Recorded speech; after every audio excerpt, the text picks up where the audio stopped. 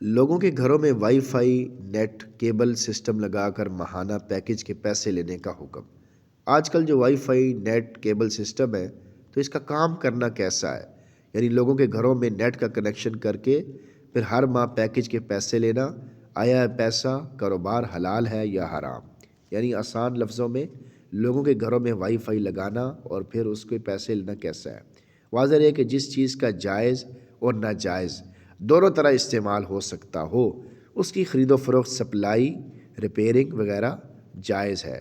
اگر کوئی شخص اس کا غلط استعمال کرتا ہے تو اس کا گناہ اسی پر ہوگا، لیکن جس چیز کا صرف ناجائز استعمال ہی ہو اس کی خرید و فروخت یا اس میں کسی قسم کا تعاون جائز نہیں ہے۔ وائی فائی اور انٹرنیٹ کیبل وغیرہ کا جائز اور ناجائز دونوں طرح کا استعمال ہوتا ہے۔